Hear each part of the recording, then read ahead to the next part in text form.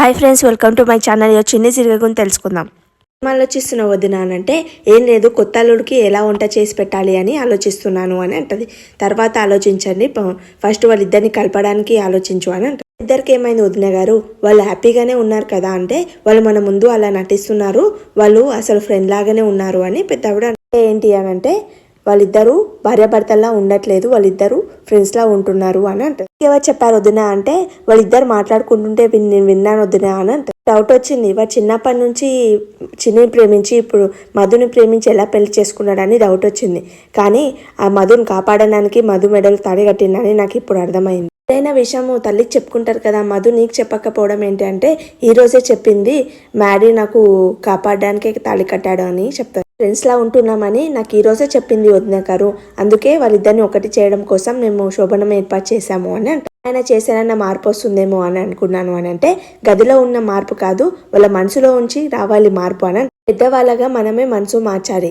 రేపు కదా శోభనం, ఈ రోజు రేపటి వరకు మనం వాళ్ళ మనసులు మార్చాలి అని అంటారు. ఆహా దాంపత్యవతం చేయిద్దామంటే, ఆహా దాంపత్యవతం అంటే ఏంటి అంటే అది ఎవరికి తెలీదు, నేనే కనిపెట్టాను కదా అని అంటారు. ఆహా దాంపత్యవతం అంటే అన్యోన్య దాంపత్య వ్రతం అని అంటారు. ఆ దాంపత్య వ్రతం ఎలా చేయిస్తారు అని అడుగుతారు. వ్రతం గురించి ఎక్స్ప్లెయిన్ చేస్తారు అనమాట. ఎక్స్ప్లెయిన్ చేసి ఈ వ్రతానికి ఒప్పుకుంటుందా అని అంటే పంతులు గారు అంటే మా బావగారు పేరు చెప్పి ఒప్పిస్తాను ఆ పంతులు గారికి అంటది. తర్వాత ఇంత పెద్ద ప్లాన్ వేశారు మీరు, ఆ ప్లాన్ని వర్కౌట్ కాకుండా చూస్తాను, నా ప్లాన్ నేను చేస్తాను అని లోకి అంటే రేపు ఆ వ్రతం చేయడానికి మనం రేపు గుడికి వెళ్ళాలంటే అవును రేపు మన ప్రత్యేక కార్యక్రమాలు చేయాలంట అని ఆ వ్రతం చేయాలా, ఆ వ్రతంలు ఏబీసీలు వ్రతాలు అవన్నీ చేసి నాకు దగ్గర అవ్వాలనుకుంటున్నాయేమో అవన్నీ నా ముందు వర్కౌట్ కావని మనం ఆడి కుక్కల పేసి ఉడకపెట్టు అని అంటే నన్ను ఉడకపెట్టు అంటే ఆహా అలా మాట్లాడకూడదు, నువ్వు నుండి రోజులు చల్లగా ఉండాలి అని అంటారు. పెద్ద ఎత్తాయిని పిలుస్తానంటే చేయి పట్టుకుంటాడు అనమాట. చేయొద్దు చేయలేదు అంటే మీన పోయి పడతాను అనమాట. పడితే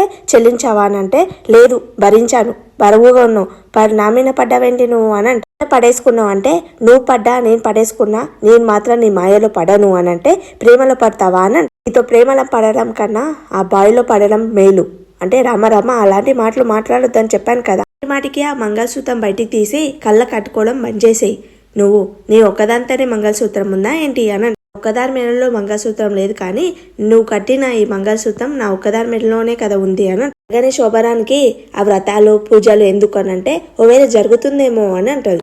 తొందరగా తయారై కూర్చున్నావు అంటే ఈ వ్రతం చేయడానికి చాలా తొందర ఉందన్నమాట.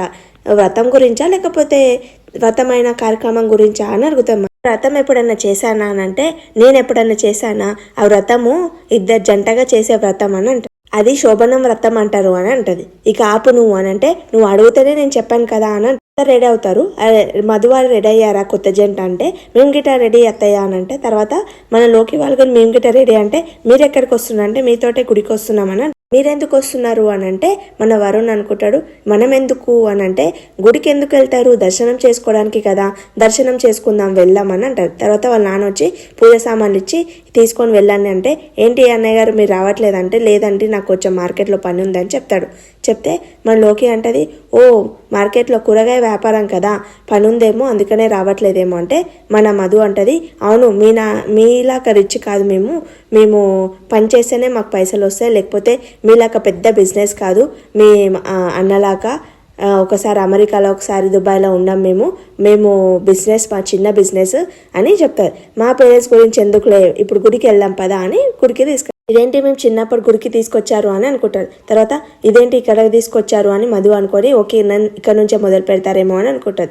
తర్వాత పంతులు గారు రెడీగా ఉన్నారా అంటే ఆ మినిస్టర్ గారు వదిన గారు చెప్పినాక రెడీగా ఉన్నామా, బాబు రెడీగా ఉన్నావా నువ్వు అని అంటే లోపల కదా అండి వ్రతం చేయడం అంటే లేదు కొన్ని వ్రతాలు లోపల నుంచి జరుగుతాయి, కొన్ని వ్రతాలు బయట నుంచి జరుగుతాయని చెప్పి నుంచే ప్రాణం చేయాలి అని చెప్పారు అని అంటే ఎవరు చెప్పారు, నువ్వు చెప్పావా పెద్దమ్మ అని అంటే నేనెందుకు చెప్తాను మ్యాడీ అది శాస్త్రం చెప్పింది అని అంటే అవునవును శాస్త్రం చెప్పింది అని పంతులు గారు అంటారు. మీరు కలపడానికి ట్రై చేస్తున్నారు, నేను విడగొట్టడానికి ట్రై చేస్తాను, చూద్దాం నువ్వు గెలుస్తావో నేను గెలుస్తానని మన లోకి అంటారు. ఆవిడని ఎత్తుకొని ఈ వ్రతం చేయాలి బాబు అంటే ఏం ఎత్తుకొని చేయాలి అని అంటే అవును బాబు ఇది ఇలానే ఉంటుంది, ఇక్కడ నుంచి ఎత్తుకొని వెళ్ళి దర్శనం చేసుకోవాలి ప్రేమగా అని అంటాడు.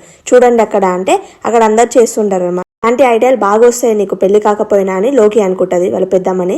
తర్వాత ఇలాంటివి ఎప్పుడు నేను చూడలేని పంతులు గారు ఎన్నిసార్లు గుడికి వచ్చాను కానీ అంటే నేను కనిపెట్టానా ఏంటి ఈవిడనే కనిపెట్టింది అని పెద్దమ్మ కనిపెట్టిందా అని అడుగుతాడు. అంటే అలా అడుగుతారేం బాబు మీరు అని అంటారు. అనగానే మళ్ళీ వాళ్ళు వీళ్ళు ఎలా కనిపెడతారు, ఇది నువ్వు ఈ వ్రతం చేసేటప్పుడు నువ్వు రాలేవేమో ఆ రోజు అని. నీకు ఇది తెలుసా, ఇలానే చేస్తారా అని మ్యాడీ అడుగుతాడనమాట.